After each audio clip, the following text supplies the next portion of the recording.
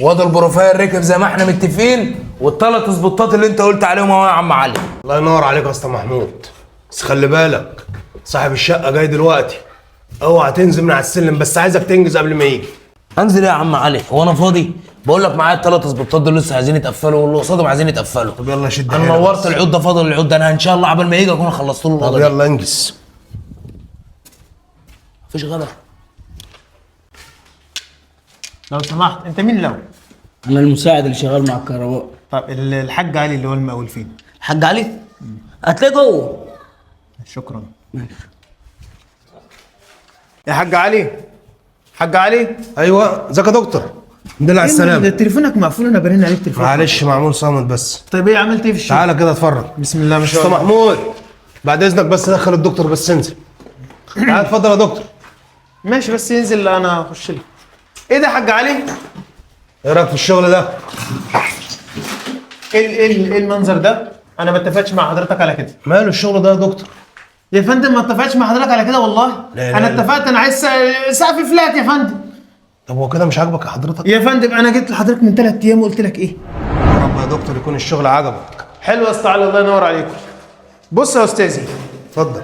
حضرتك انا عايز السقف ده، مش عايز بيت النور، انا عايز هنا شغل فلات.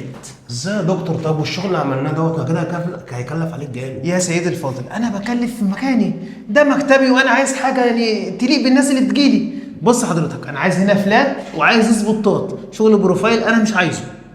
تمام، مفيش مشكله عندي، احنا كده متفقين. بس انا كده هطول. يا عم خد وقتك وخد راحتك، انا مش مستعجل يعني. عشان ما تجيش تستعجلني، سيبني اعمل لك اللي انت عايزه بقى. مفيش مشكله، انا ما عنديش اي مشاكل. مفيش وبالنسبه مشكلة. للتكلفه عادي، بس انا عايز الشغل المطلوب.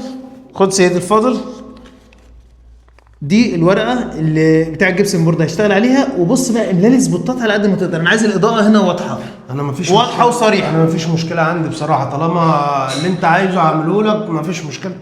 مفيش مشاكل، بس ما تستعجلنيش. لا لا تحت امر حضرتك، مفيش خلاص، مشاكل. ماشي. براحتك. ماشي يا دكتور. ماشي، السلام عليكم. مع الف سلامه.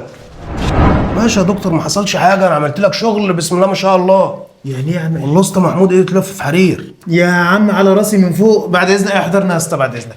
انا دلوقتي انا جيت طلبت منه شغل فلات وعايز سبوتات، مش عايز انا بقى ليد وعايز الكلام ده. انا ماليش ذنب يا دكتور، انا شغال هنا كهربائي، وانا لسه عارف قريب ان حضرتك صاحب المكان، بس انا شفتك المره اللي فاتت، بس ما كنتش اعرف ان دي هتتعمل عياده.